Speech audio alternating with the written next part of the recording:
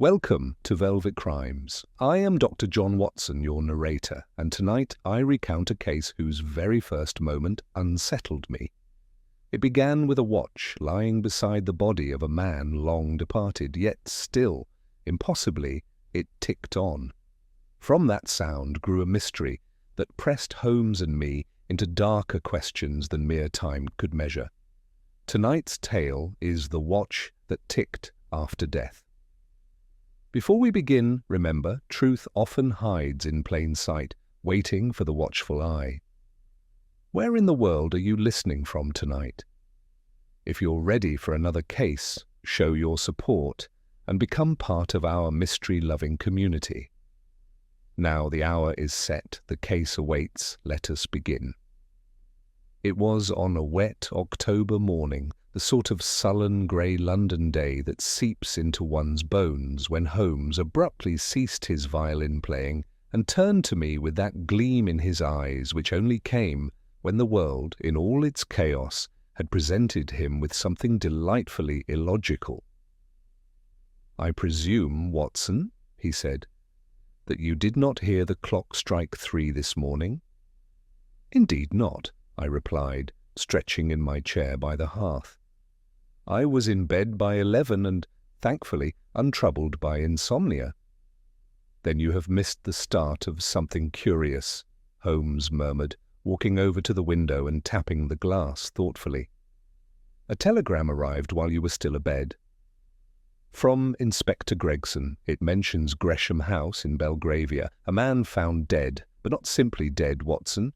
Found with his watch still ticking in his waistcoat pocket nearly 2 hours after the estimated time of death." I blinked. "A mechanical quirk, perhaps?" Holmes's lips curved faintly. "Precisely the kind of quirk I delight in, and which Scotland Yard most assuredly does not. Come, coat and hat, Watson. Let us pay a visit to Gresham House before the scent grows cold." By the time we arrived at Gresham House, a red-brick Georgian residence nestled between taller, more ostentatious townhouses in a quiet Belgravia crescent, the rain had become a steady drizzle. A constable stood at the wrought-iron gate, nodding briskly to Holmes, who required no introduction. Inside, the house was unsettlingly silent. Heavy velvet drapes dulled the light, and the thick, carpeted halls muted our footsteps. We were greeted by a flustered housekeeper who led us to a sitting room where Inspector Gregson awaited. He stood near the fireplace, his boots wet from the morning's rain, examining an object laid carefully on a silk napkin upon a side table. "The pocket watch," Gregson said tersely as we entered. "Still ticking, though the doctor swears the victim died around 1. "And where is the unfortunate man?" Holmes asked. "Upstairs, drawing room. Name's Edwin Hargrave. Bachelor, mid-50s. Lived alone but kept a valet. That fellow's in the kitchen now under watch." Holmes picked up the watch without hesitation. It was a fine piece, gold with an ivory face, the hands now reading 8:30. The ticking was soft, precise, like a heartbeat. "Let me see it," Holmes said, bringing it to his ear. "Curious." "It keeps perfect time." He looked up sharply. "You said he died at 1? "Yes. Dr. Malby estimates death between 12:45 and 1:15. Natural causes, perhaps, but the circumstances are unsettling. Hargrave was seen alive just past midnight by a neighbour returning from his club. But the strangest part—" "Yes?" Holmes's voice was clipped. Gregson gestured toward the door. "It's easier if you see it for yourself." We followed the inspector up the wide staircase. The drawing-room door was open. A physician was just gathering his bag, nodding at Gregson before brushing past us. Edwin Hargrave lay slumped in a tufted leather armchair, his head tilted back, mouth slightly ajar, eyes frozen open. There was no sign of violence. A glass of brandy stood half-finished on the table beside him. Holmes moved with the fluid grace of a predator sniffing its prey. He crouched, examined the man's hands, his shoes, the folds of his waistcoat. Then he stood suddenly, moving toward the mantel. There, hanging above the fireplace, was an antique clock. "Stopped at 1 o'clock precisely," Holmes noted. "Correct," Gregson said, "and that's just it. All other timepieces in the house are correct." This one stopped. Holmes's eyes flicked from the clock to the body, then to the windows. "Any sign of forced entry?" he asked. "None." Doors locked, windows bolted from the inside. "The valet says he found the master here like this at 6:30 when he brought in the morning tea." "Was the watch in the victim's pocket when he was discovered?" "Yes, left-hand pocket.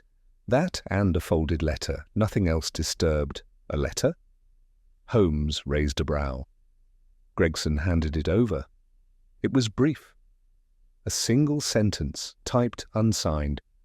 "You'll know what time it is when you hear the chime." Holmes's eyes narrowed. And yet the mantel clock never chimed. It had stopped. He paced slowly to the windows, peered outside into the misty square, then turned back toward us with an intensity that caused even Gregson to fall silent. "This is not merely a matter of clocks, gentlemen. It is a matter of timing, a subtle difference that separates suicide from murder, natural death from orchestration." Watson, still standing by the door, cleared his throat. "Do you suspect poison, Holmes?" "Possibly. But not the usual sort. Something slower. Cleaner, no scent. The brandy," Gregson nodded, "already being tested." Holmes looked once more at the lifeless figure in the chair, then to the note, and finally to the ticking watch. A man dies. His watch continues. A clock halts. A note hints at a chime that never came. No signs of struggle. No enemy in sight. But everything in this room suggests performance, not accident.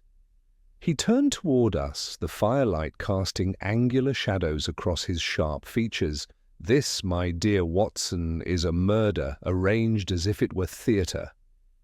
And every detail, the time, the silence, the ticking, is a line in the script." Back in the entryway, Holmes paused beside a row of umbrellas. "What do we know of Hargrave?" he asked Gregson. "Profession? Enemies? Retired solicitor, no family to speak of, rather reclusive. Occasionally corresponded with a niece in Bath." "Ah," Holmes said, "letters may yet speak more than chimes. I'll require access to his study, and I want to speak to the valet alone." "Of course," Gregson replied. Holmes turned to me as we ascended toward the upper rooms. "Watson, there's something about this that unsettles me, not in its gruesomeness, but in its precision. Murder by error is common. Murder by symbolism is rare. This one ticks like a metronome." He smiled grimly. "And you know how I hate music without a purpose." The valet was a pale, stiff-limbed man of perhaps 40, with thinning hair combed flat to the scalp and a face like weathered stone. He sat alone in the breakfast room, fingers laced tightly before him, his eyes focused on the cold teacup that had long ceased to steam. Holmes entered first, ushering the door closed behind us with a soft click. I remained by the wall, notebook in hand, observing. Holmes offered neither greeting nor chair, but circled the man slowly, the way a hawk might circle a wounded hare. "Your name is Merrick, I believe?" Holmes said after a pause. "Yes, sir." "Thomas Merrick." The voice was low and even, betraying no accent. "You were in service to Mr. Hargrave for how long?" 14 years, sir." Since his time in chambers on Dorset Street, Holmes's eyes narrowed. "Then you knew his habits well, his schedule, his quirks, as well as one man may know another, sir." Holmes gave a thin smile and came to stand directly in front of him. "Then tell me, was it usual for Mr. Hargrave to remain in the drawing-room past midnight?" Merrick blinked once. "Not unusual. He was fond of solitude and reading. Sometimes he sat until 3, even 4, if the mood took him, Did he take brandy at such hours? Yes, sir. Always 2 fingers, no more. And did he ever leave the clocks to fall out of step? The valet hesitated. No, sir. He was particular about them. Wound them himself every Thursday evening. Holmes glanced sidelong at me. Yesterday was Thursday, was it not? It was, I confirmed. Holmes turned back to Merrick. Did you hear anything in the night? No, sir. Any visitors? Letters received yesterday? Only the post in the morning, a few bills, nothing remarkable. Holmes crouched beside the man and studied his hands. They were clean, the nails neatly trimmed, but the skin bore signs of recent washing, vigorous scrubbing, perhaps. You are right-handed, Mr. Merrick? Yes, sir. And you handle your master's correspondence? Only the incoming. He wrote his own replies. Holmes rose and moved to the sideboard. A tray with a single covered dish had been laid out but left untouched. You brought his tea at 6:30, yes? As always. And what time did you retire the night before? 10:30. I'd set the parlour fire, turned down his bed and gone to my rooms. Did you hear the chime? Merrick looked up at that. Chime, sir? Yes. Any chime at all? The valet shook his head. No, sir. Strange, Holmes said, almost to himself, because the note found in his pocket rather implied a chime might be heard. A warning or signal of some kind, he turned abruptly and left the room. I followed. Upstairs in the hallway outside Hargrave's study, Holmes paused to examine a small porcelain clock resting on a hallway shelf. It read 10:09. Note this, Watson. It's precisely correct. Unlike the mantel clock in the drawing-room, which stopped at 1, yet the watch in his pocket ticked on, I mused. Holmes said nothing but entered the study with swift assurance. The room was a compact book-lined chamber with a wide desk beneath the window and several locked drawers. On a nearby wall, a shallow cabinet displayed neatly labelled envelopes: gas, bank, correspondence, personal. Holmes rifled through the letters with gloved hands. Mostly financials.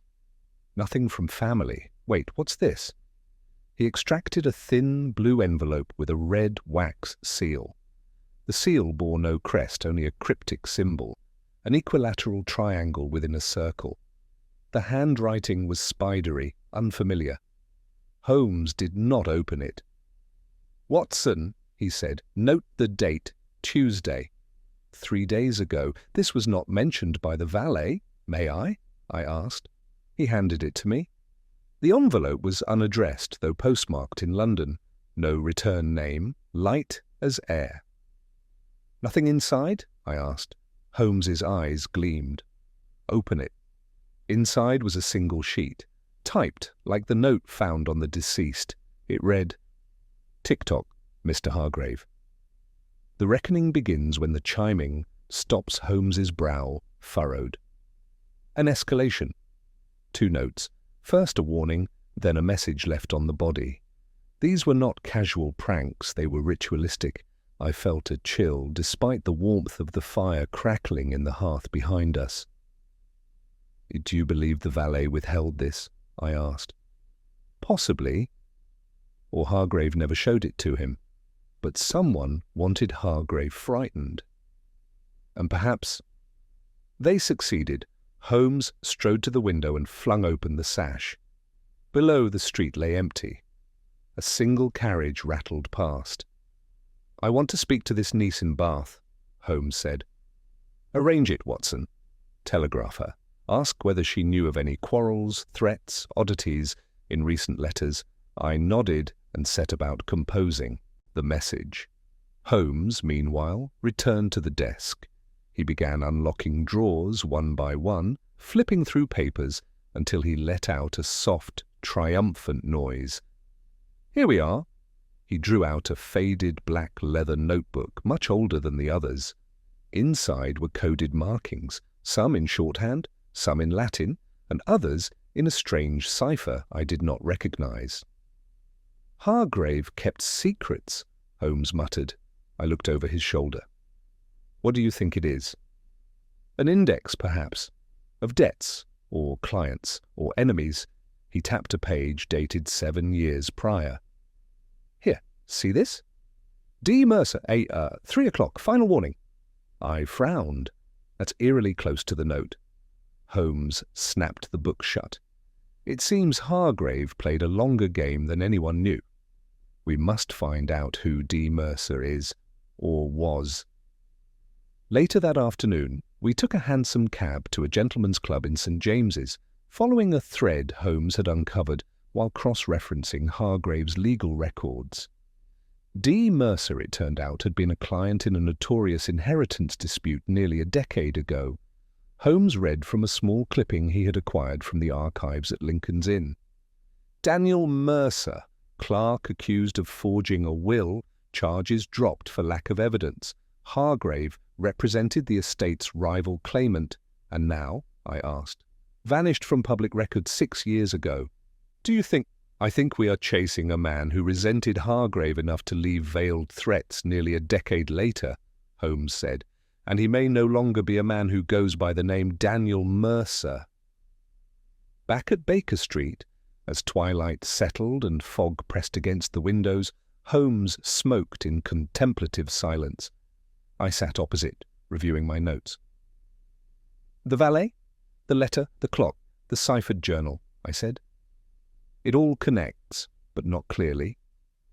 Holmes exhaled slowly. Because we are missing one final sound. Sound? Yes, something did chime that night, Watson, but it wasn't the clock. It was something else entirely. And until we know what it was, we remain in the dark. He leaned forward suddenly. Tomorrow, we visit the clockmaker. I want to know who last serviced the Gresham mantelpiece, and I want to know whether a chime can be stopped, manually. We left Baker Street early the following morning beneath a ceiling of grimy fog that clung low to the rooftops like an old widow's veil. Holmes was silent for most of the cab ride, his gloved hand steepled beneath his chin, eyes half-lidded as though asleep. But I knew better. It was in these long silences that his mind worked most ruthlessly, turning each detail like a prism, hunting for the one angle from which the light broke differently. Our destination was Bell Street, a narrow lane in Marylebone lined with antique shops, tobacconists and establishments of an older kind, cobblers, hand-binding printers, and at number 47, Wren and Rook, horologists whose frosted window bore the painted silhouette of a cuckoo clock. Holmes pushed open the door, and a small bell above us gave a bright, mechanical chime, precise, unmistakably Germanic in tone. Inside the shop was a cramped haven of ticking, clocks of every size and age murmured in layered harmony from every shelf. The scent of oiled brass and old pine lingered in the air. Behind a high counter, a man with spectacles and a hairline that had long since retreated was bent over a disassembled movement under gaslight. He looked up. Yes? Mr. Wren, I presume? Holmes said. Or is it Mr. Rook? Wren, the man said, adjusting his spectacles. And you are? Sherlock Holmes. A flicker of recognition passed over the man's face. I'm investigating the death of Mr. Edwin Hargrave. I understand you serviced his drawing-room mantel clock? Mr. Wren frowned slightly, then nodded. Yes, Hargrave. Late 50s, Belgravia, sharp dresser, watched the clock like it owed him money. Yes, I know the man. Holmes's mouth twitched. When did you last examine the clock? 3 weeks ago Tuesday. He brought it in himself, wrapped in a linen towel, and wouldn't let me send a boy for it. Said it had developed a hesitation in the chime train. And what did you discover? Minor escapement issue. The chime barrel was dusty but not worn. I cleaned it, realigned the hammer pin, checked the fly. Nothing remarkable. Told him it'd give him another decade at least. He seemed relieved. Holmes tilted his head. Did he say anything unusual during your conversation? Wren rubbed the side of his nose. Only that he'd be counting on that chime very soon. Thought it was a turn of phrase. I didn't ask. A man who insists on hand-delivering a clock and speaks of needing its chime very soon, and then dies with that same clock stopped at the very hour of his death, Holmes said softly. Curious, is it not? Wren hesitated. I suppose. Was there any alteration made to its function? Any mechanism by which the chime could be interrupted? Wren blinked, then gestured toward the rear of the shop. There's a chime arrestor, a small pin near the gear arbor. It halts the striking train, standard on many French clocks of that period. But why? Holmes raised a hand. Could a layperson engage that mechanism? With some effort, yes. But you'd need to know where to look. Holmes's eyes gleamed. Just so. He moved to the door, but then paused. One more thing. Do you keep a record of clients? Of course. Ledgers, by month. May I see the October entries? Wren retrieved a worn volume from behind the counter and opened it to a page marked with a red ribbon. Holmes scanned it quickly, then pointed. Here, what is this? Entry for the 10th. Delivery, Gresham House. Client initials, DM. Ah, yes, Wren said. That was... Odd came 2 days before Hargrave did. Said he was sending a gift, a clock, to an old solicitor friend, paid in cash, asked for no receipt. Do you recall the man's appearance? Tall, pale, scar on his cheek like a sabre swipe, smelled faintly of mint and ink, didn't speak much, looked around a great deal as if memorizing the shop. Holmes nodded slowly. And the clock? An Empire bracket clock, lovely piece, early 19th century, mahogany case, ormolu mounts, 8-day movement. Did Mr. Hargrave ever mention receiving such a clock? Wren shook his head. Never. Holmes tapped the ledger once and turned away. Thank you, Mr. Wren. You've been most enlightening. Back in the cab, Holmes was uncharacteristically animated. He tapped his cane against the floorboards as he spoke. Do you see it now, Watson? The genius of it? A man delivers a clock to Hargrave, a silent weapon, one designed to suppress the very signal Hargrave was relying on. You mean the chime? Exactly. Hargrave feared something, or someone. Perhaps even predicted the hour of his demise. He trusted his drawing-room clock to act as a sentinel. But the killer, Mercer most likely, replaces or tampers with the clock before the day in question. But wouldn't Hargrave notice? Unless the exterior remained unchanged and the movement inside was skillfully altered? Or swapped entirely? I frowned. Then the stopping at 1 o'clock? A staged effect, meant to coincide with the actual death. The watch in his pocket ticks on, undisturbed, because it was not part of the tampering. The mantel clock, however, had been silenced in advance. Holmes leaned back, a glint in his eye. He died waiting for a chime that never came. His killer made certain of that. Later that afternoon, back at Baker Street, a wire awaited us. Holmes slit the envelope open and read aloud. Bath. Received your inquiry.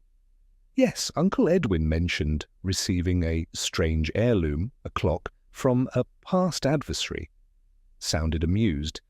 Said he might put it to better use than mere decor. Also mentioned something about codes and timepieces. Yours, C. Hargreaves. Holmes tossed the telegram onto the table. Confirmation. He moved to the sideboard where he kept his map of London and placed a pin in Gresham House. Another in Bell Street. Then, without a word, he added a third near Clerkenwell. Why Clerkenwell? I asked. Holmes replied without looking. Because that's where Mercer worked before his disgrace. I have no doubt he's still within walking distance of his ghosts. He turned to me, eyes alight. We are close now, Watson. There is one more name I must extract from Hargrave's ciphered notebook, one he feared. Perhaps it was not Mercer who killed him, but someone Mercer sent. A hand guided by an old debt. And the valet? I asked. Is he truly innocent? Holmes exhaled. Merrick is a man who serves silently. But even silent men flinch at the sound of guilt. Tomorrow we unsettle his silence. The morning after our visit to the clockmaker dawned grey and still, the streets muffled by fog that coiled low along the gutters and swirled beneath the hooves of passing dray horses. Holmes stood by the fire, his gaze fixed on the embers, one hand tucked behind his back, the other lightly tapping the edge of the ciphered notebook we had retrieved from Hargrave's study. "It is always the rhythm of things, Watson," he murmured, more to himself than to me. The rhythm of the chime, the tick of the watch, the stagger of names left behind like faint footprints on paper. He turned abruptly, the glint in his eye sharpening. "Today we follow the imprint of Mercer." I glanced up from my notes. "You're certain it's him?" "Certain that he's the architect of something," Holmes replied. "Whether he wielded the dagger or merely forged it, I cannot yet say." He gestured toward the ciphered journal. "I believe I found a pattern in the entries." Hargrave used initials and times, cryptic notations alongside clients and debts. See here? DM, marked 3 times over 6 years, always with references to clocks or timings. This one in particular, DM, Arbit, 62, return due, 3 o'clock, has the ring of a reckoning. Arbit? I asked. Short for arbitration, I imagine. A failed negotiation, perhaps. Or a betrayal made in chambers and return due? Holmes's mouth tightened. A man like Mercer would not forget a phrase like that, particularly if he believed his life was derailed by it. By 10 o'clock, we were on foot in Clerkenwell, a district still tinged with the aroma of its bygone trades, printing, watchmaking, and leatherwork. Holmes led us past rows of narrow-fronted houses until we arrived at a modest tenement on Periwinkle Lane, a building so nondescript it might have vanished altogether if one blinked too slowly. A sign above the door read, Fenwick's Copy House, Stationery and Type. Inside, the scent of ink and damp paper hung thick. An elderly clerk with blotched spectacles looked up from his sorting desk. "May I help you?" Holmes stepped forward, removing his gloves with unhurried care. "We are looking for a Mr. Daniel Mercer, or someone formerly known by that name." The man squinted. "We've no one by that name here." Holmes glanced around. And yet this address was once tied to a publishing solicitor's apprentice. Mercer was his name then, and according to the employment roll for 1892, he worked in the building opposite yours. I would not be surprised if he found his way here again, under another name. The clerk hesitated. "There's a tenant upstairs. Mr. Drover, keeps to himself, writes all night. Odd fellow. Scar on his face." Holmes gave a tight nod. "That will do." We climbed 2 narrow flights of stairs to a landing where a door hung half ajar. Holmes knocked once, then pushed it open with the tip of his cane. The room beyond was dim, the blinds drawn, the only light a flickering lamp on a cluttered desk. And there, hunched over a typewriter, sat a tall, gaunt man with greying hair and a deep scar that curved from jaw to temple like the punctuation of some long-forgotten argument. He did not turn as we entered. "You've taken your time?" he said, voice rasping but composed. "I expected someone by now." Holmes stepped forward. "Then you are Daniel Mercer?" The man looked up. "I was." Once his eyes, pale grey, almost colourless, locked on Holmes with unblinking focus. "And you're Sherlock Holmes?" It was inevitable. You know why we're here?" "To ask about Edwin Hargrave," Mercer said, returning his gaze to the paper in his typewriter. "A man I disliked, but not one I murdered." Holmes smiled faintly. "And yet you sent him a clock." "A gift," Mercer said. "A warning. Perhaps a taunt, but not a weapon. A chime silenced is as good as a bullet," Holmes replied, "especially to a man who trusted it." Mercer inhaled slowly. "Did he die well?" Holmes ignored the question. "You forged a will 12 years ago, or attempted to. Hargrave exposed it. You were disbarred, disgraced. I was humiliated," Mercer said. "And I deserved it. But I did not kill him." "Then who did?" Mercer looked up sharply. "Is he dead then?" "Truly?" Holmes's expression did not change. "You hadn't heard?" "I suspected. I'd heard of an inquest. Someone sent me a clipping, but I didn't read it. I couldn't." He stood now, slowly, carefully, as if the years weighed heavier than mere gravity. "You think I wanted revenge. I did. For a long time, but time wears down, even hatred." Holmes was watching him intently. "You sent him a message?" Mercer nodded. "Two, actually. One warning, one truth. Tick-tock, and the reckoning begins when the chiming stops. Yes, but the clock never chimed." Mercer's voice cracked then, just slightly. "I didn't silence it." There was a silence between us, long, unbroken. Holmes spoke gently. "Who else knew?" Mercer's face was pale. "I don't know. I kept my past buried. No family, no friends. But someone knew. Someone must have watched me, followed me, or perhaps Hargrave made another enemy. He made plenty in his time." Holmes turned to me. "Watson, the envelope from Hargrave's pocket, the one with the triangle and circle." "Yes?" He looked at Mercer. "Do you recognize the seal?" Mercer stared for a moment, then nodded. "It was once the symbol of a private arbitration group. Operated in the shadows, solicitors, debt brokers, and discreet enforcers. Hargrave dabbled with them, settled a matter for one of their clients, and made enemies in the process. Who ran it? No one knows, but the initials VS appeared often. Rumour was he dealt in threats, quiet ones, letters, packages, objects left in places they ought not to be." Holmes folded his arms. "Like a clock." Mercer nodded once. "I only ever heard the name whispered." Virelli saw Holmes's eyes flashed. I frowned. "That sounds almost theatrical." "Everything about these men was," Mercer replied. "They traded in fear, not legality." Holmes stepped forward. "Mr. Mercer, I believe you did not kill Hargrave. But you may well be the reason he died. I'll need your assistance in drawing out the one who truly did." Mercer gave a dry laugh. "I rather thought you might." Back on Baker Street, Holmes paced the rug before the hearth. "Virelli Sawn," he muttered. "A phantom, a name built from smoke.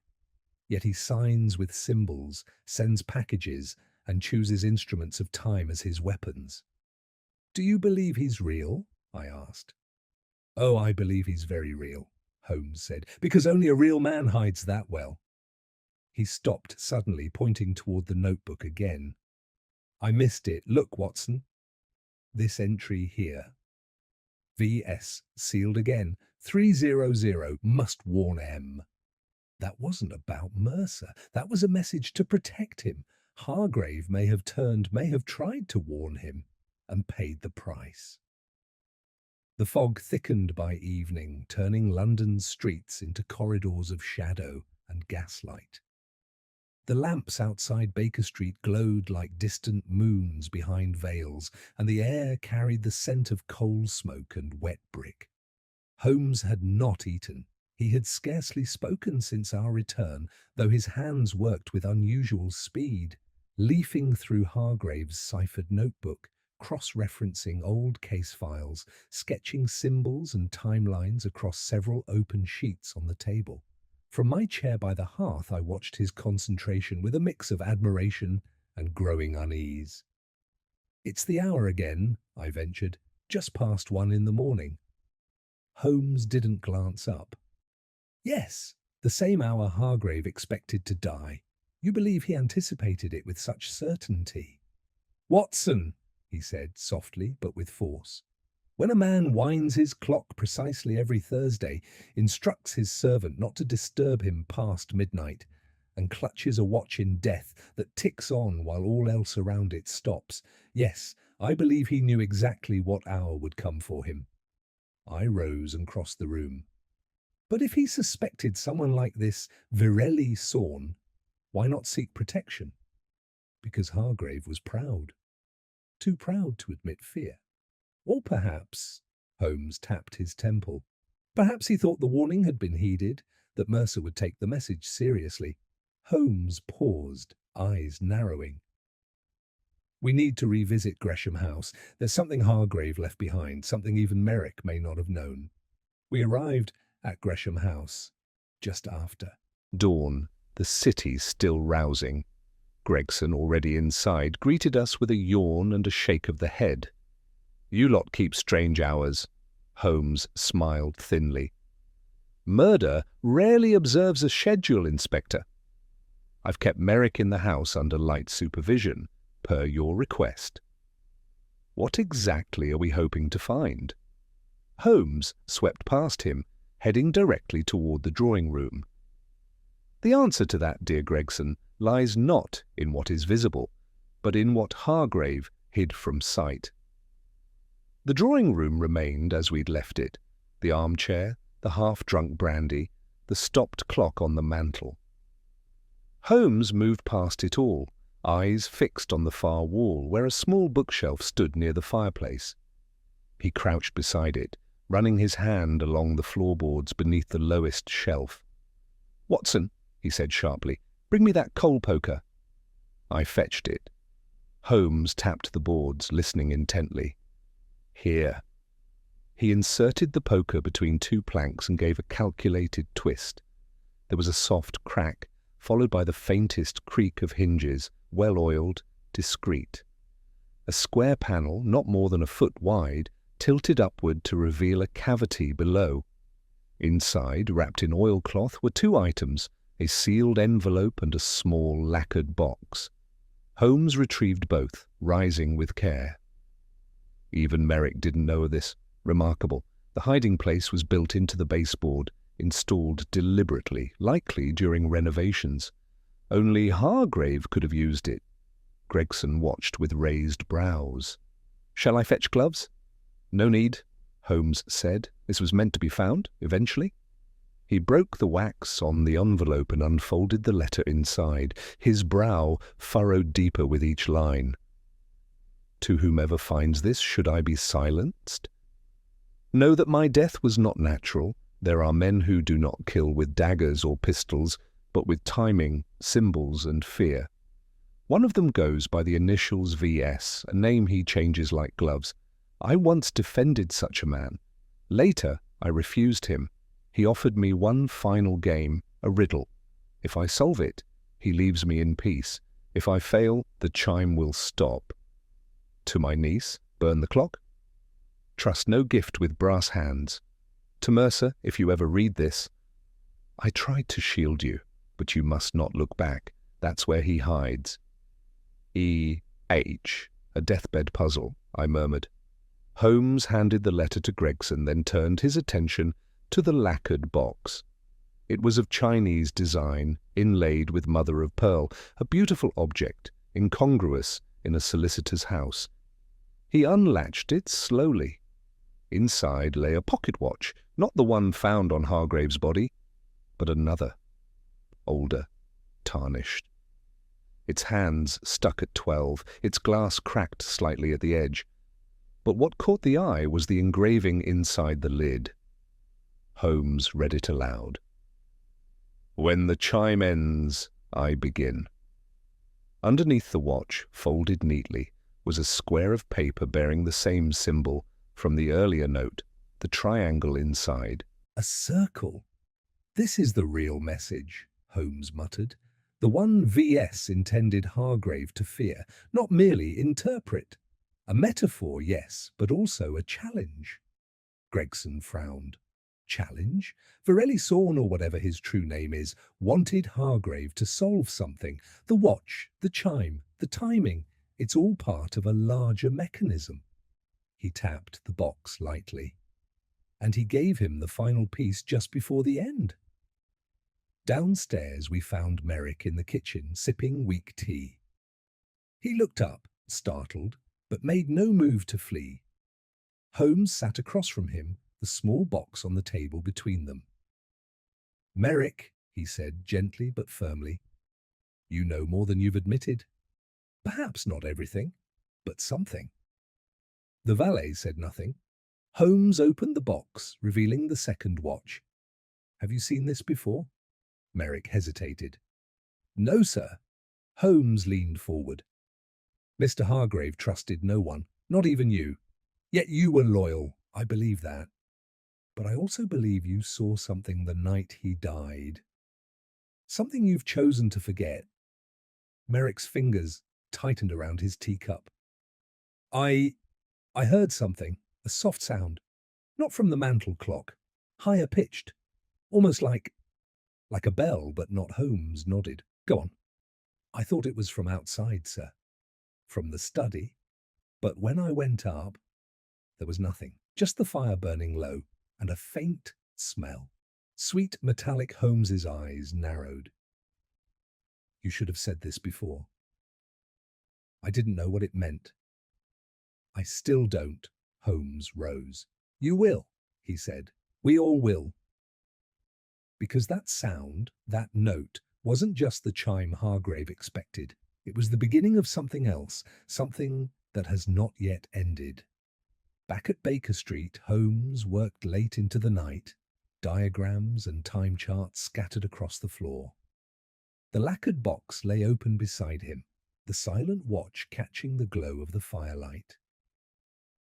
"He built a puzzle," Holmes said at last. "A game of time and terror. The man who calls himself Varelli Sorn has played it before. And we've now stepped onto his board." He said nothing, watching Holmes's eyes flicker toward the street beyond the curtains. "When a man designs his murders like riddles," he said softly, "he always leaves a final move, a final clock." He turned to me. "Watson, tomorrow we visit the Bell Foundry at Whitechapel. I have reason to believe our killer's game is not over, but just beginning." Whitechapel in the early hours bore the hard outlines of soot and industry, blackened brick, iron fencing, narrow alleys slick with ash and morning dew.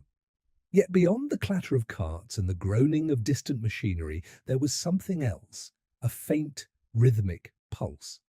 Not quite a bell, not quite a whistle, but somewhere in between.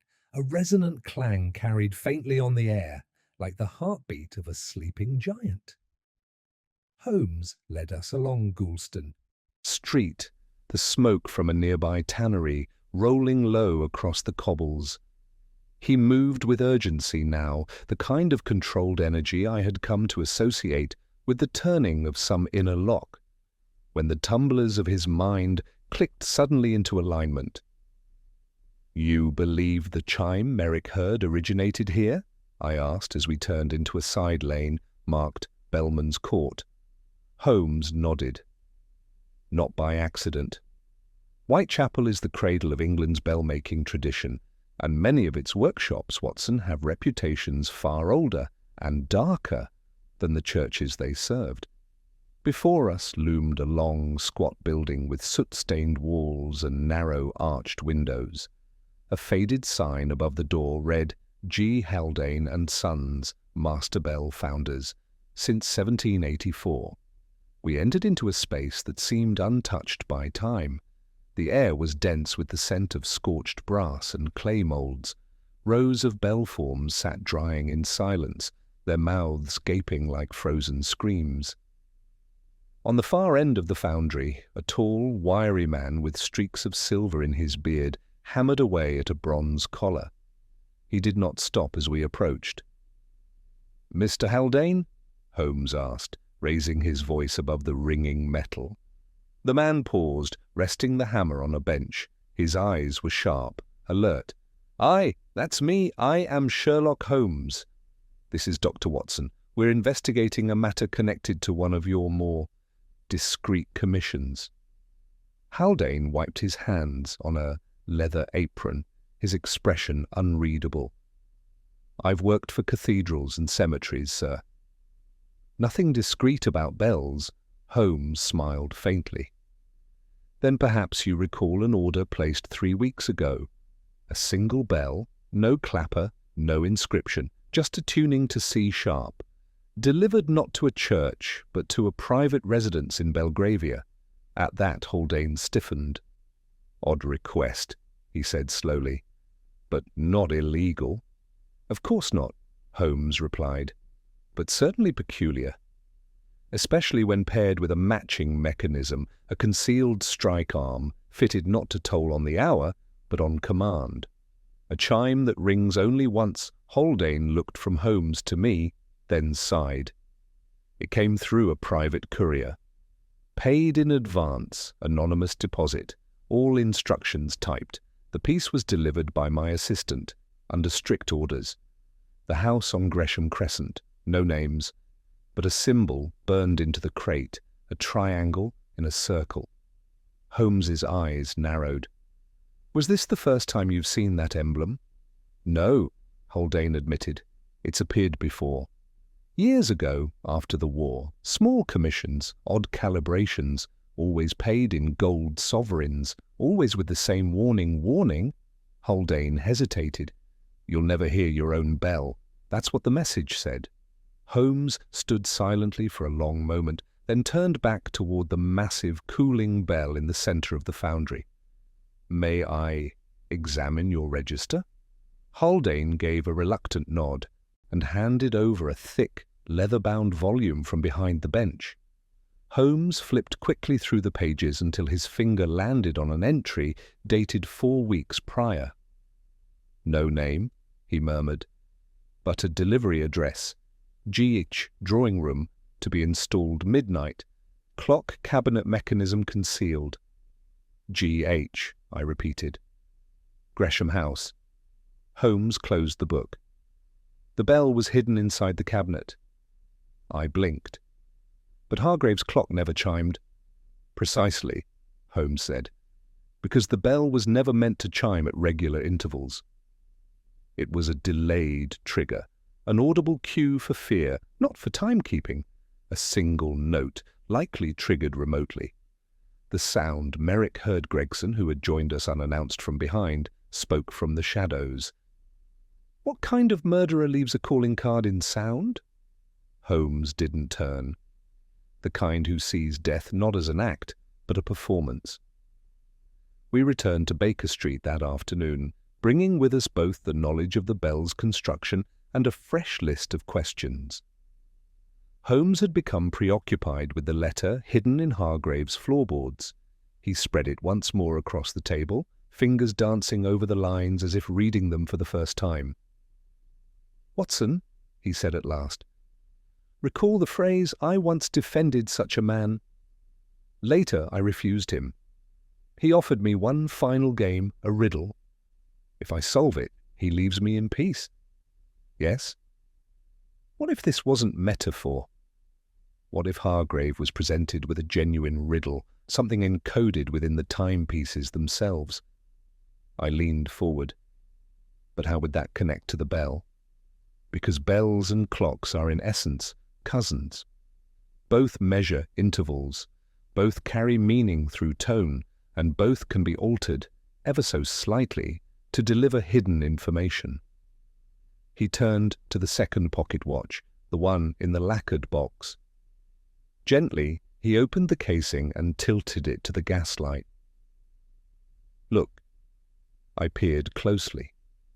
The face was ordinary, but the second's hand had been filed to a sharp point. And beneath the dial, faint but visible, were 4 small scratches at the 3, 6, 9, and 12 positions. A code, I guessed. "A compass," Holmes replied. North, south, east, west, or more likely, 4 coordinates in a time-based cipher. He retrieved Hargrave's cipher journal and flipped to the final page. There! Note the numbers beside the name VS 315, 645, 900, 1230. Times, I murmured, matching the scratch marks. Holmes nodded. The riddle, Watson, was a warning encoded in time. Each number may correspond to a name, a location, or a step in a sequence. I exhaled slowly. And Hargrave failed to solve it. Holmes's voice was quiet. Or he solved it and realized the solution came too late. That evening, while Holmes dissected the cipher further, a telegram arrived. It was from Bath, from Hargrave's niece. Uncle once mentioned meeting a Mr. Virelli at a private club. Said the man quoted Dante and wore gloves indoors, claimed he represented an order of precision, thought it nonsense. Also recalled him speaking of bells, that toll where no ear listens. Hope this helps. C. Hargreaves. Holmes read it thrice before folding it carefully and placing it beside the watch. A man who quotes Dante, who designs murders like arias. He turned to me, eyes gleaming. Watson, I believe we are not looking for a killer. No? We are looking for a composer. It was not often that I saw Holmes unsettled, not in the sense of fear or doubt, but in that particular way he became when something vast and half-seen stirred beneath the surface of a case. He had not slept. The fire in our Baker Street hearth had long since burned down to grey ash, and yet he remained fixed at his desk, surrounded by a constellation of clues. Hargrave's ciphered notebook, the engraved watch, the letter beneath the floorboards, and now the telegram from Bath, which he had reread no fewer than a dozen times. He spoke at last, voice low. A man who quotes Dante and wears gloves indoors, who sends bells as threats and watches as riddles, who signs with no name, only geometry. This, Watson, is not merely a killer. I sat forward. Then what is he? Holmes turned to the window where the gaslight from Baker Street shimmered in the fog. He is a designer of endings. Not merely of lives, but of sequences, of perfectly timed closures. I shivered despite myself. By midday, Holmes had resolved to pay a visit to a private club, the same one mentioned in the niece's telegram. The Athenaeum was known for its membership of intellectuals, scientists and eccentric theorists, just the sort of place, Holmes remarked, where a man like Virelli Sawn might have once left a ripple. We dressed sharply, Holmes donning a black frock coat and dove-grey gloves, his expression unreadable as we took a cab through the thick London traffic. "Do you expect him to still be a member?" I asked. "No," Holmes replied, "but I expect to find his echo." The porter at the Athenaeum was a stiff-backed man named Fisk, with a moustache like a broom and the manner of a retired cavalry officer. Holmes presented his card with quiet authority. "I require access to member archives, specifically any guests or temporary members admitted under the name Virelli or bearing the initials VS within the past 15 years. Fisk raised a sceptical brow. "We do not typically permit outside inquiries, Mr. Holmes." Holmes leaned forward. "Then I suggest you make an exception, unless you'd rather discover your club was once host to a man who designs murders by bell and riddle." The name Sherlock Holmes had weight, even in marble halls like this. Fisk paled slightly and disappeared down a corridor without further word. We were ushered into a reading room some minutes later, where a young clerk had laid out several ledgers on a green felt table. Holmes moved quickly, his eyes flicking from page to page. "Here," he said suddenly, "temporary guest pass issued to V. Serenus, April 1894. I leaned in. "That's our man?" Holmes tapped the accompanying notes. "Recommended by E. Hargrave." We exchanged a look. The entry continued. Attended lectures on harmonic theory and metaphysical acoustics. Engaged in several discussions on the moral application of time signatures. Brought in a personal bell to demonstrate overtone decay. Declined membership but returned twice thereafter for unregistered visits. Final notation. Expelled quietly after disturbance with Mr. Langridge. Holmes's fingers tensed. Langridge was a music historian, found strangled in his study 6 months later. Case never solved, do you think? I don't think, Holmes said. I know. Varelli Sorn was testing something, a concept, a performance of fear. Back at Baker Street, the energy shifted. Holmes moved like a conductor now, assembling instruments, maps, names, symbols, times. He drew a crude diagram of Gresham House on the wall with chalk, marking the clock, the secret bell, and Hargrave's chair. There are 3 components to the murder, he explained. First, the misdirection. Hargrave's watch ticking after death. The mantel clock stopped, the room undisturbed. A staged paradox. Second, the medium, the chime. A single note, heard only by Merrick, triggered at the precise hour. A message not just for the victim, but for the one who found him. And the third, I asked. Holmes stepped back. The timing. Everything occurred around the stroke of 1, but I now believe Hargrave wasn't killed at 1 o'clock. He was already dead. Perhaps for an hour I blinked. Then the chime was a decoy. Holmes nodded. A bell rung not to mark death, but to mask its true time. He handed me a letter. It had just arrived, no sender, no stamp, only my name on the front. What's this? I asked. Open it. Inside was a single line, typed in the same crisp font as the earlier notes. You record what he misses. But clocks lie. So do men. I stared. What does it mean? Holmes was already at the window. It means we're being watched. And someone doesn't appreciate the company. That evening, a knock at the door came just after 7. Holmes answered personally. Thomas Merrick stood on the step, his hat in his hands, his face pale. I remembered something, he said. Holmes stepped aside. Come in. We sat in the sitting room while Holmes poured tea, though Merrick did not touch it. I lied, he said, about the clock. The one you found in the floor. I had seen it before, just once, 3 nights before Mr. Hargrave died. He brought it out, late at night, after I'd retired. But I couldn't sleep, and I came downstairs. He swallowed. He was winding it with gloves on. I asked if he needed help. He told me it wasn't mine to touch, said, "This one isn't for telling time. It's for reminding me what happens when you forget." Holmes leaned forward. Did you hear anything else? Yes. He was muttering to himself. Something like, 4 measures, each a note, each one closer.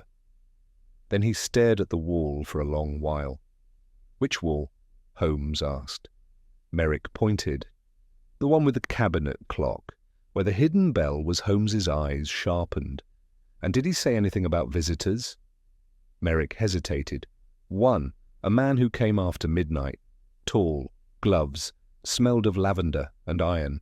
Holmes stood. Thank you, Merrick. You've given us what we need. The valet left shortly after, looking as if a weight had been removed, but only partly. I turned to Holmes. Do you believe him now? Yes, he said, because now I see it. He picked up the watch once more and turned it over. 4 measures, 4 times, 4 notes. He opened the ciphered notebook and pointed. Look here. These 4 times, 3:15, 6:45, 9:00, 12:30, they don't just represent positions on the dial, they represent entries, each one connected to a person Hargrave failed to protect. He tapped the final one. 12:30, that's him, Hargrave himself. The last to fall. I stared. Then it's not a cipher. It's a composition. Holmes nodded grimly. A murder, written in movements. Fog clung to the windows of Baker Street like breath on glass. The lamps outside dimmed to an amber haze.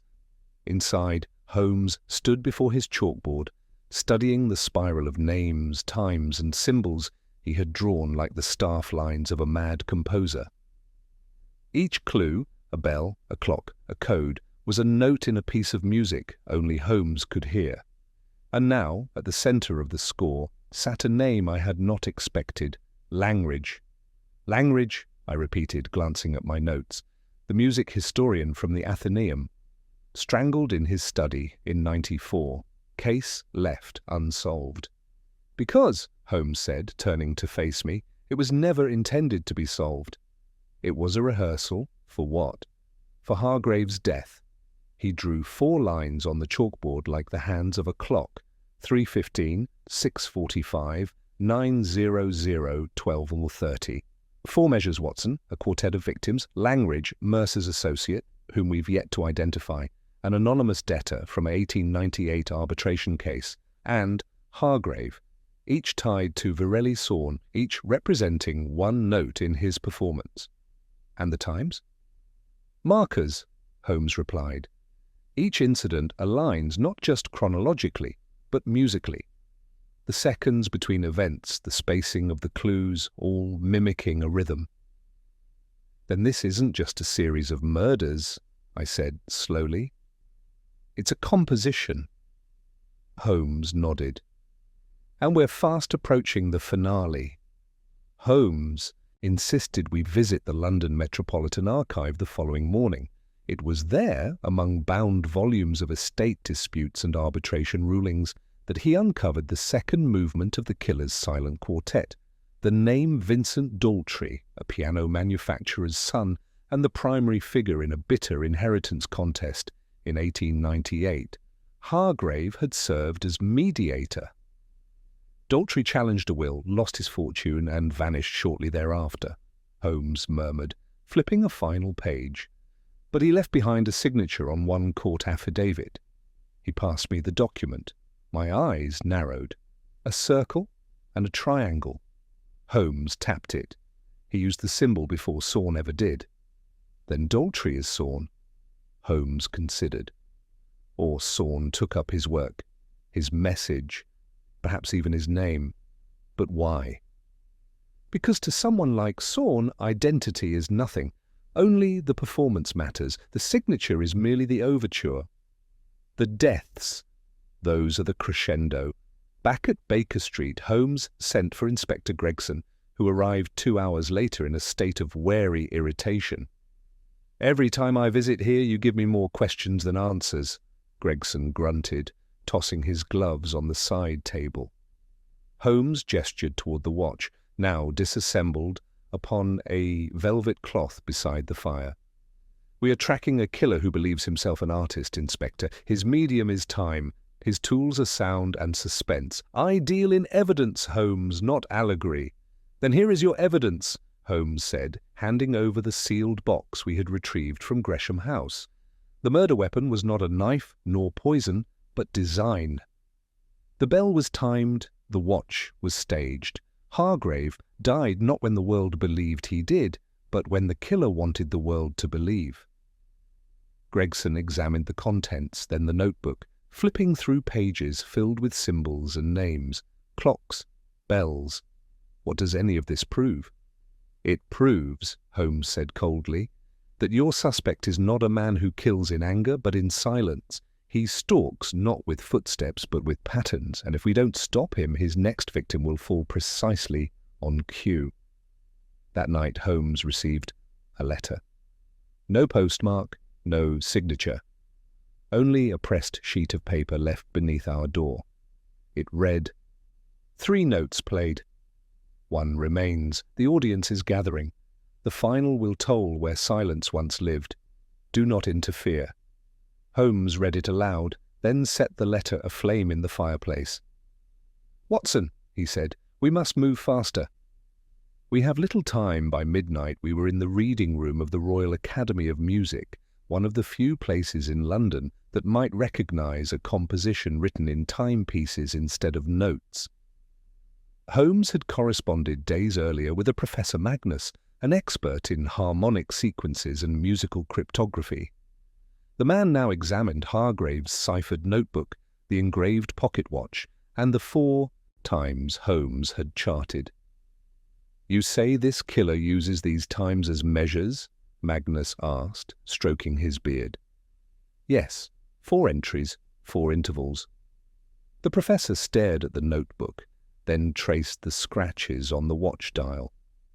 Each time aligns not just with movement on a clock, but with classical beat structures. 3:15 is a dotted quarter, 6:45 a triplet, 9:00 a whole note, and 12:30, he paused, is the final chord, a suspended resolution. In music, it's the moment just before silence becomes sound again. Holmes's expression darkened. "Then we are not at the end of this performance," he said. "We are at its beginning." Outside, London was eerily quiet. Even the fog seemed hushed. Holmes said little on the ride home. He sat rigid in the cab, staring at nothing, lips slightly parted as though listening to a sound only he could hear. Once inside, he removed his gloves and paced the floor. "We've misunderstood the structure," he said at last. "I thought Hargrave was the final victim, the 4th measure.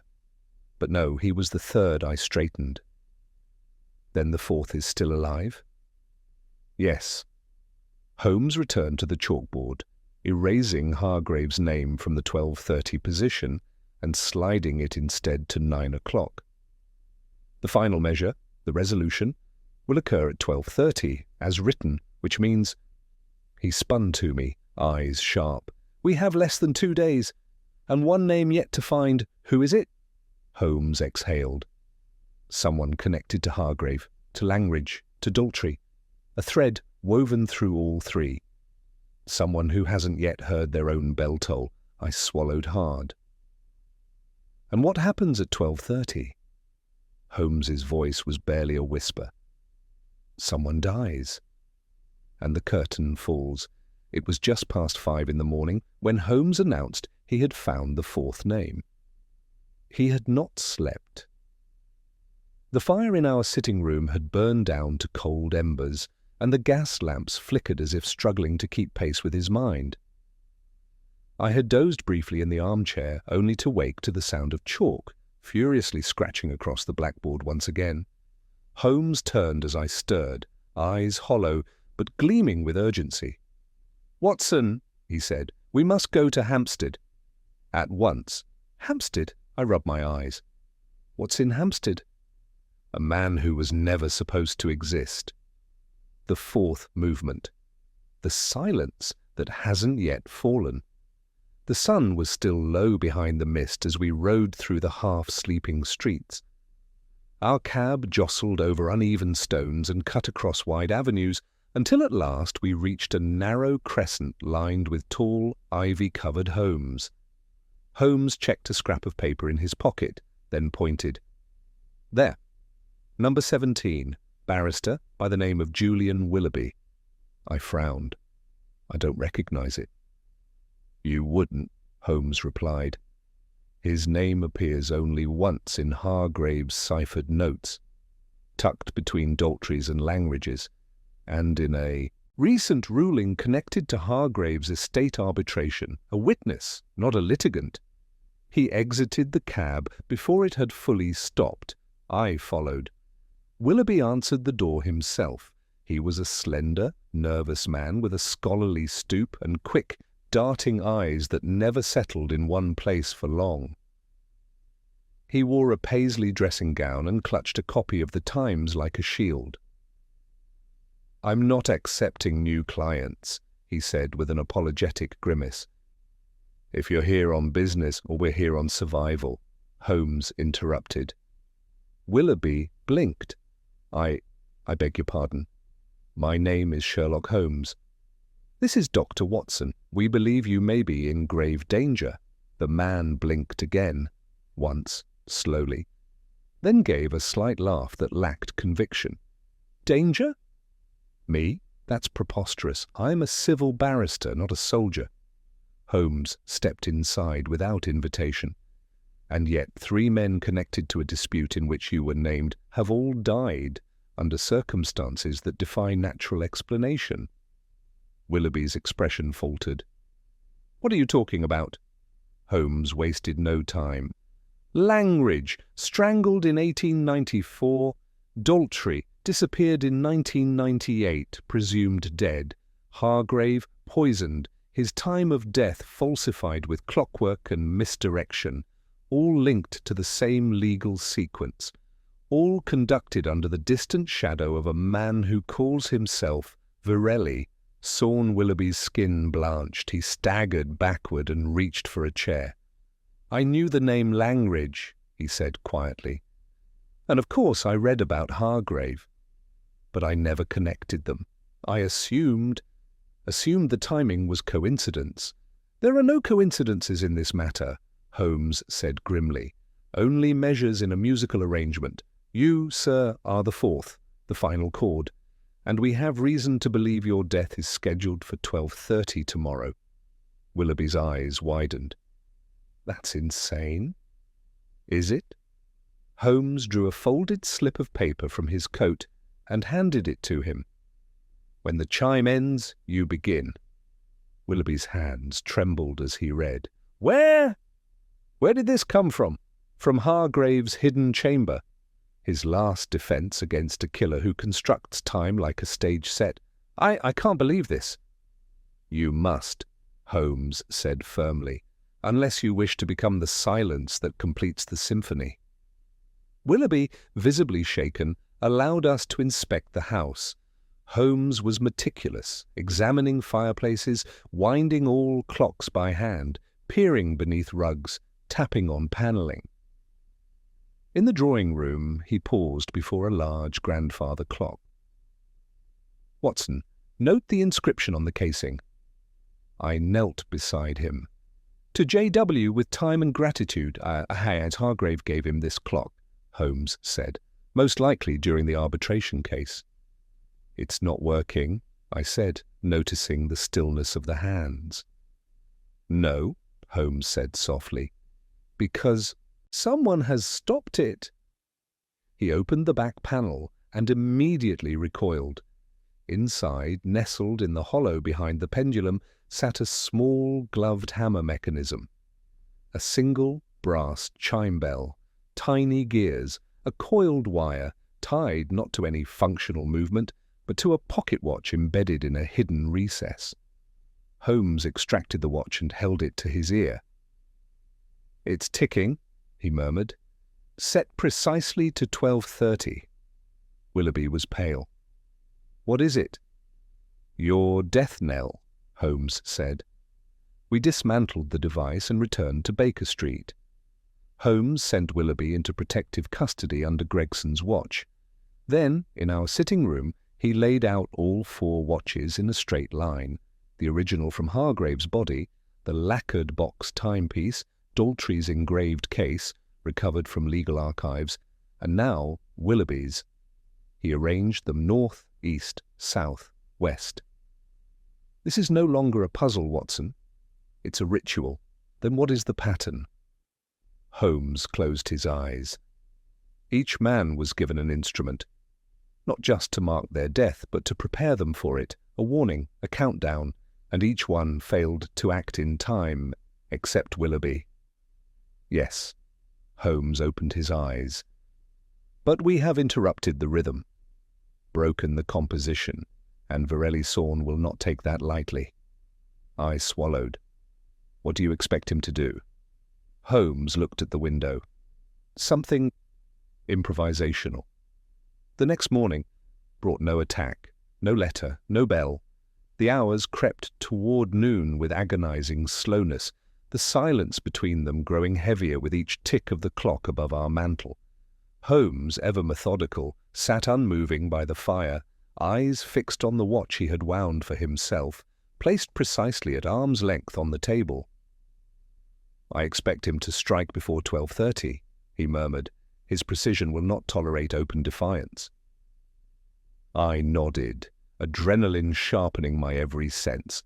At 12:10, A knock came at the door. It was not loud, it was not hurried, but it was unmistakably deliberate. Holmes rose in a single motion. "Watson," he said, "you may wish to stand behind me."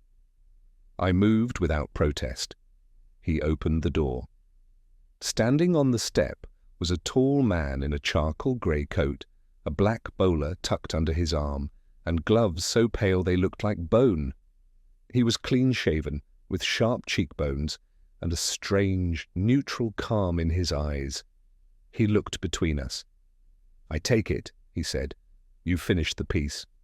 Holmes met his gaze. "We've seen every measure." "Then you know," the man said softly, "that silence must come." Holmes didn't flinch. "Not today." The man smiled faintly. "Then it seems, we are in encore." The man who stood before us in the threshold of 221 B. Baker Street did not bear a weapon, nor did he make any threatening motion, and yet I have seldom felt a presence so potent. His eyes, a pale iron grey, seemed to weigh each second between us with the precision of a metronome. He radiated the eerie stillness of a man who knew he had already entered the final act of a play, written, staged, and performed to an audience of one. "You're Virelli Sorn," Holmes said flatly.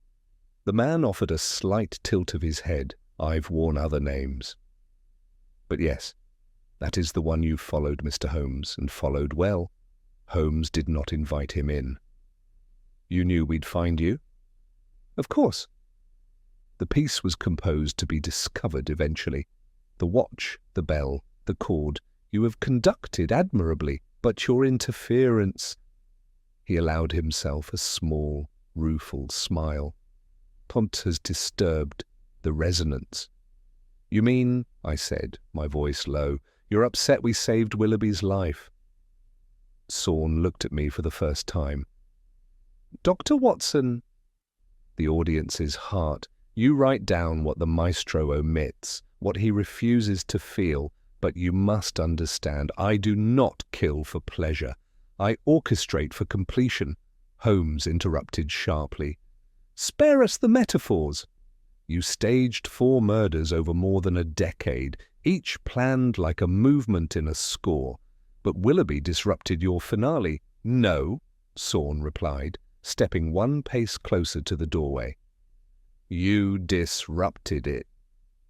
Willoughby was the silence at the end of the crescendo. He didn't even know his role. "You assigned him value." Holmes's hand hovered near his coat pocket, where I knew he had tucked a pistol earlier in the day. "You left a mechanical trap in his grandfather clock timed to 12:30.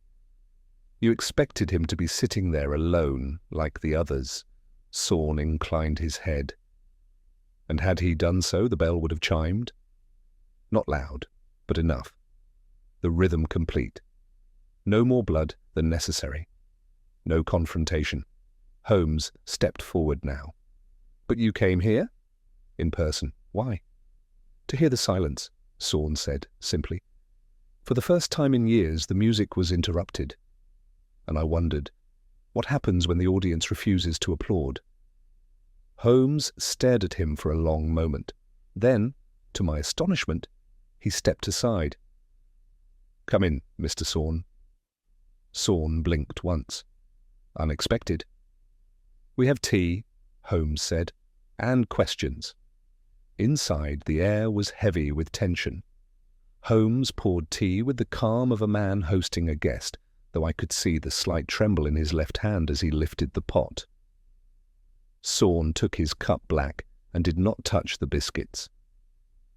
He sat where Lestrade usually preferred, near the right window, the light glancing off the side of his glove. Holmes remained standing. "You're not a madman," Holmes said. "Your methods are too precise, but you are a fanatic. You believe in design, order, even in death." "Correct," Sorn replied without hesitation. "You believe you're restoring balance?" "Not balance," Sorn corrected. "Resolution."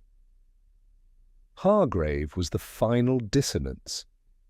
He disrupted an inheritance, destroyed a family, ruined 3 men, one turned inward and vanished, one drank himself into ruin, and one, Langridge, became a shell. Daltrey, Holmes said, he was the first measure. Sorn smiled faintly. Daltrey was a child of sound, he built pianos, he heard things others didn't, but he was silenced. You took his identity? I inherited it? Holmes's tone sharpened. And Hargrave? Sorn's expression cooled. He knew. He tried to correct what he had broken, but too late. The score was already set. You could have exposed him legally. Sorn turned to me. And who would believe a ghost who plays riddles with bells? He turned back to Holmes. But you, Mr. Holmes, you did. You read the measures. You caught the rhythm. Holmes folded his arms. I heard the dissonance. Sorn leaned back. Then you understand why I came. This isn't revenge anymore. It's improvisation. Holmes's eyes narrowed. Meaning? Meaning there is still one final performance left to give. It was at that moment the door opened again, without a knock. Gregson stepped in, 2 constables at his back. He froze as his eyes landed on the man seated by the fire. Holmes raised a hand. He came voluntarily. Sorn smiled. And I will leave the same way. Gregson ignored him, pulling a folded note from his coat. Holmes, this just came. A witness came forward. The bellmaker, Haldane, said this man commissioned another chime last week. Holmes turned slowly. Another? Gregson nodded. Destination, unidentified. But he paid triple the rate, wanted a custom build, small. Tuned to G minor, Holmes spun toward Sorn. Who's it for? Sorn only smiled. Not Willoughby, Holmes said. Someone else? Another silence. Sorn stood. If you want to stop it, Mr. Holmes, you'll have to follow the rhythm. Gregson motioned to the constables. Take him. They moved to cuff him, but he did not resist. As he passed me, he said softly, The 4th note has not struck, Doctor. You think it has, but that was only a rest. The next will resonate longer than the others. Then he was gone. Holmes did not speak for several minutes. He stood at the window watching the mist swallow Sorn and the constables. When he turned, his voice was a whisper. There's another victim. Willoughby... No, Willoughby was saved, but Sorn anticipated interference. He composed a variation. He moved swiftly to the board and added a 5th line. It's no longer a quartet. It's a fugue, multiple voices, one answering another, and we're still in the middle of it. I felt my stomach knot. Then who's the next target? Holmes stared at the watch on the table. It had stopped. 12:30, he said softly. But that's past. Yes, he murmured. But it will strike again. I have seen Sherlock Holmes in many moods, triumphant, aloof, maddeningly serene, but seldom as I saw him now, pacing our sitting room with the clipped rhythm of a man chasing a melody only he could hear. Outside, dusk fell unevenly over Baker Street, as if reluctant to pull down the curtain on a day that had not finished speaking. The man known as Virelli Sorn, or Daltrey, or whoever he truly was, had been taken into custody, but not before leaving behind a single, lingering note of dread. The 4th note has not struck. Holmes stopped suddenly and faced the blackboard where 4 names had been drawn: Hargrave, Daltrey, Langridge, Willoughby, each aligned with a time, each circled in chalk. Watson, he said without turning, I was wrong about the order. I looked up from my chair. Well, what do you mean? Holmes moved to the board and drew a diagonal line through Willoughby's name. He was never meant to be the 4th. He was the decoy.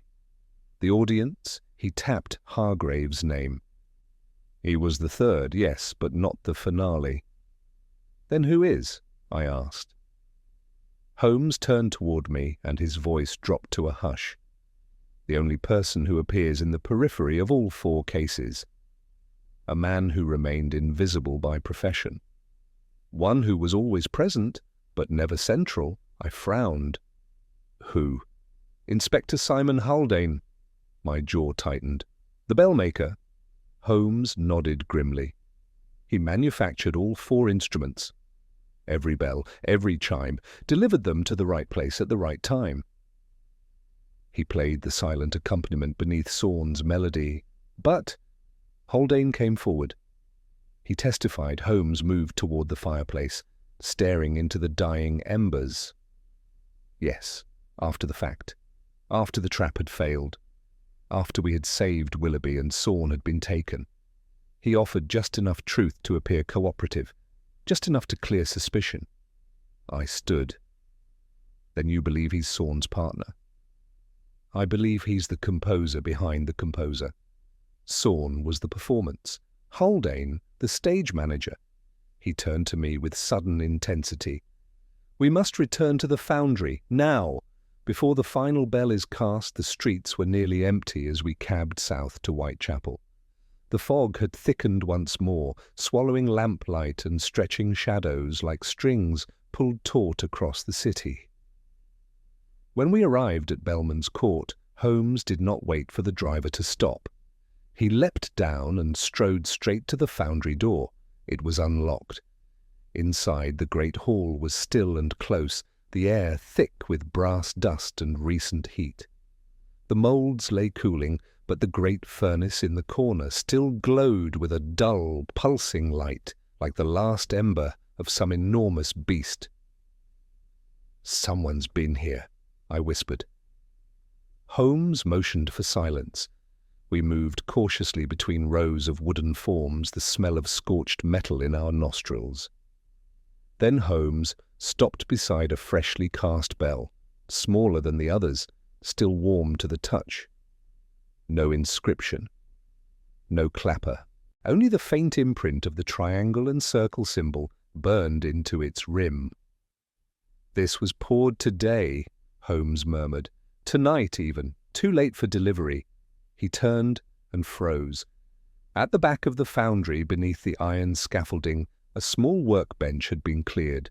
Upon it sat a single item, a 5th watch, still ticking. Holmes stepped forward and lifted it. The dial had been modified, only one hand, no numerals. Instead, it bore 4 lines at equal distance. Each line was marked not with a number, but with an initial, L, D, H, and S language. "Daltrey Hargrave and S," I whispered. "Willoughby?" Holmes shook his head. "No, look closer." He turned the watch over. Inscribed on the back were the words, "To the one who wrote the silence." Holmes met my gaze. "It's not Willoughby." "It's me." We returned to Baker Street in silence. Holmes set the 5th watch on the table between us, its single hand inching steadily toward the S mark. "Why now?" I asked. "Why would Saun or Haldane target you?" Holmes lit a match and held it to the corner of one of the cipher pages.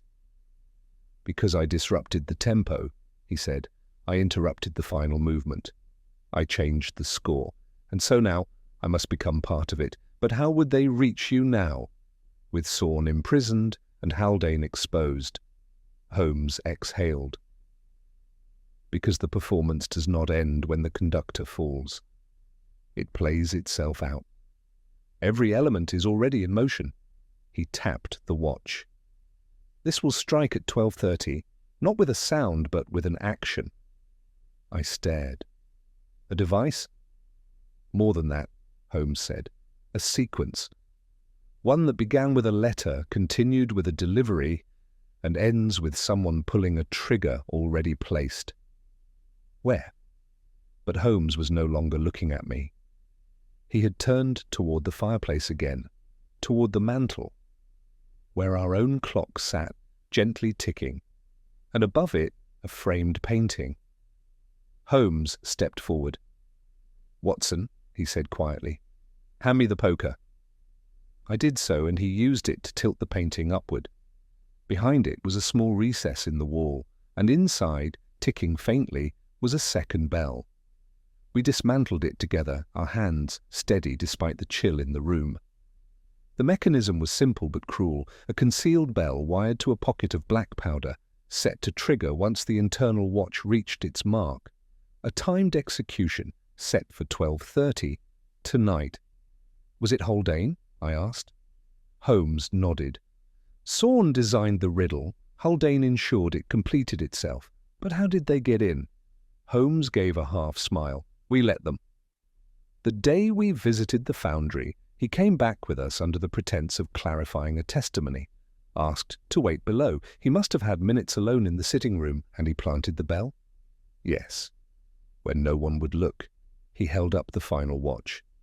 This was never about Willoughby or Hargrave. It was about silence, and who dares interrupt it? I let out a slow breath. And now? Holmes stared at the disarm device. Now, Watson, we've interrupted the encore. The dawn that broke over Baker Street the following morning was not a gentle one. It arrived like a final chord, sharp, clear, and unrelenting. The grey sky had begun to pale just as Holmes and I finished dismantling the last of the hidden mechanism behind the mantel. We placed the disarmed device in a velvet-lined case, locking it within Holmes's secure cabinet, alongside other instruments of death he had once rendered harmless, poisons, peculiar blades, and that infernal gas-laced ring from the case of the Hungarian violinist. But this was different. This had been built not only to kill Holmes, but to do so precisely. It would have rung at 12:30 to the second. Not loudly, not violently, just a single, crisp chime, followed by flame and smoke. A silent man's signature. Virelli Saun had composed one final note, and it had not been played. Holmes did not speak of his narrow escape, not immediately. He sat by the window, sipping cool tea, watching London shake off its dreamless night. His eyes were sunken but alert, and his violin lay untouched on the table beside him. Gregson arrived just after 8, uncharacteristically early, and already flushed with activity. "We've taken Haldane," he announced, stepping over the threshold with a sheaf of papers in hand. The man practically handed himself over when confronted, said he'd finished the casting, claimed the rest was up to time. Holmes gave a hollow chuckle. Even to the end, he thought the clock would finish his work. Gregson frowned. "And the device here? Did you confirm it?" Holmes opened the cabinet and presented the remnants. Set to 12:30, powder, timing watch, a single-strike bell, Saun's calling card, delivered by Haldane, hidden behind our own walls. You'll find matching parts in the moulds at the foundry. Gregson took in the sight with a grimace. "So that's it, then? All the pieces in place, the whole symphony conducted?" "Not quite," Holmes said, rising to his feet at last. "There remains the matter of resolution." Gregson blinked. "Resolution?" Holmes paced once. Saun called this an encore, but encores require applause, audience participation. He returned, not just to finish a performance, but to be heard. Gregson nodded. He'll be tried for conspiracy and murder. Holmes's eyes narrowed. He wants that. He expects that. He believes he is untouchable because he left no fingerprints, no direct blows, only instruction, composition. He thinks the performance ends in court. I intend to prove otherwise. We arrived at the detention centre that afternoon. Saun, if he felt any change in his circumstances, did not show it. He sat in the interview room as if it were a private salon, his gloves still on, posture impeccable. He looked up as we entered and offered a small smile. "I assume the bell rang," he said. "No," Holmes replied. "It did not." Saun's lips parted, just slightly. "Your delivery was intercepted," Holmes continued. "And the timing derailed." "I don't believe you," Saun said. Of course not, Holmes replied. You're too invested in your myth. He placed the disarmed watch on the table between them. Saun stared. This was meant for me, Holmes said quietly. But it did not strike. Haldane was arrested. Willoughby still lives. Hargrave's death has been exposed. The melody, Mr. Saun, is over. The man did not move, but something shifted in his eyes, some fine thread in the arrangement now broken. You misunderstand, he said, voice low. The melody was never mine. I was merely the conductor. Then give us the composer, Gregson snapped. Who helped you? Saun turned his gaze to the watch. I already have. That evening, Holmes and I sat in the silence of Baker Street, the dust of the day finally settling. The case, so far as Scotland Yard was concerned, had concluded. Saun and Haldane would be tried under a mountain of circumstantial evidence, and Holmes's testimony alone would be enough to see them hanged, or more likely, imprisoned for life under special confinement. But Holmes was not content. Do you know what troubled me most about him, Watson? He asked, as we shared a late supper.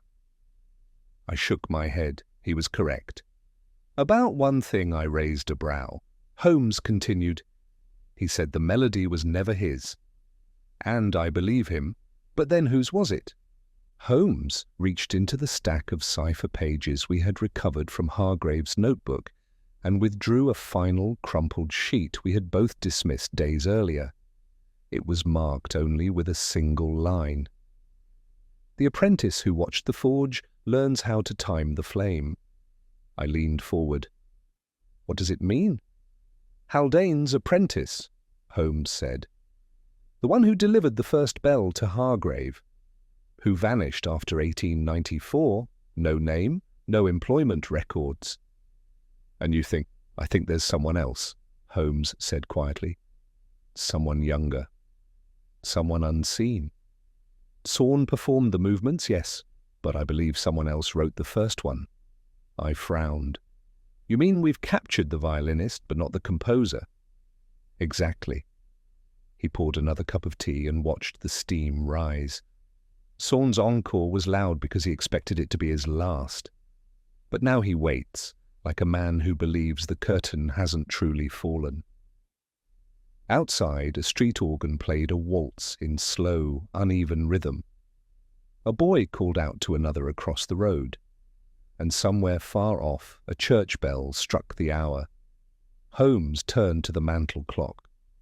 It ticked steadily. We stopped the watch, he said, but time still moves. He lifted the fifth watch, the one marked with his own initial, and held it between thumb and forefinger. Let them write what they will, Watson. We're no longer part of the composition. I nodded slowly, but even then I thought I heard something behind the ticking. A silence, not empty, but waiting.